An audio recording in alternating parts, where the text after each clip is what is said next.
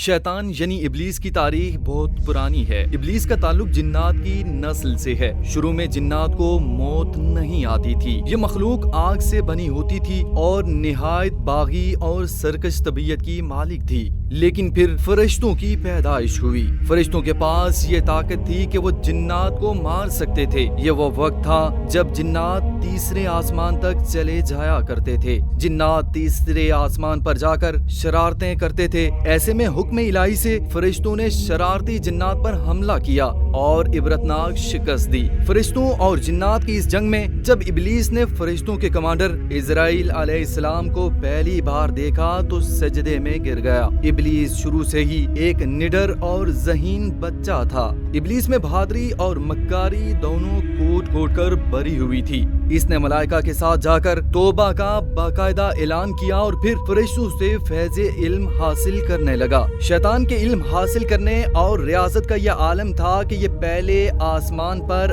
عابد کے نام سے مشہور ہوا۔ دوسرے آسمان پر شیطان کو زاہد کہا جاتا تھا۔ یہ وہ وقت تھا جب شیطان سب ملائکہ کا استاد قرار دیا گیا۔ ابلیس نے 14,000 سال عرش کا طواف کیا۔ شیطان نے تب فرشتوں میں عزازیل کے نام سے شہرت پائی۔ شیطان کم و بیش 30,000 سال مقربین فرشتوں کا استاد رہا۔ ابلیس کو حکم ہوا کہ جنت کے معاملات دیکھنے والے فرشتے کی مدد کرو اور اہل جنت فرشتوں کو اپنے علم و فضل سے سیراب کرو۔ یوں ابلیس کو جنت میں داخلے کا پروانہ مل گیا۔ یوں جنت کی چابیاں ابلیس کے پاس رہیں۔ روایات کے مطابق ابلیس 40,000 سال تک یہ فرض انجام دیتا رہا۔ یہی وہ مقام تھا جہاں ابلیس نے پہلی بار بادشاہت کے خواب دیکھنا شروع کیے۔ اس وقت ابلیس کے پاس جنت و دوزخ کا بھی مکمل اختیار تھا۔ ابلیس نے اپنی عبادت میں بے انتہا اضافہ کر دیا تھا، مگر اندر ہی اندر ابلیس خود رب بن جانے کے خواب دیکھنا شروع ہو چکا تھا۔ ابلیس نے کئی فرشتوں کے سامنے خدائی دعووں سے متعلق بات بھی کی، مگر فرشتوں کے انکار کے سبب چپ ہو گیا اور یوں نظام چلتا رہا۔ اللہ تعالیٰ کی ذات شیطان کی شیطانیوں سے بے خبر نہ تھی۔ پھر آدم علیہ السلام کی تخلیق کا مرحلہ آیا۔ ابلیس آدم علیہ السلام کو مرحلہ وار مختلف اقسام کی مٹی سے تخلیق ہوتا دیکھتا رہا اور چپ رہا، مگر جیسے ہی اسے یہ معلوم ہوا کہ یہ آدم علیہ السلام اللہ تعالیٰ کا نائب ہے تو اس نے شور مچانا شروع کر دیا۔ شیطان ابلیس نے اللہ تعالیٰ کو عبادات اور اطاعت کا واسطہ دیا، پھر تنزن کہا کہ مجھ جتنی عبادت کس نے کی ہے؟ اللہ تعالیٰ نے ابلیس کو حضرت آدم علیہ السلام کو سجدہ کرنے کا حکم دیا، مگر ابلیس آدم علیہ السلام کو سجدہ کرنے سے انکاری ہوا۔ تب اللہ تعالیٰ نے کہا نکل جا شیطان مردود۔ لعنتی قرار پانے کے بعد ابلیس نے اپنی عبادت کا اللہ تعالیٰ سے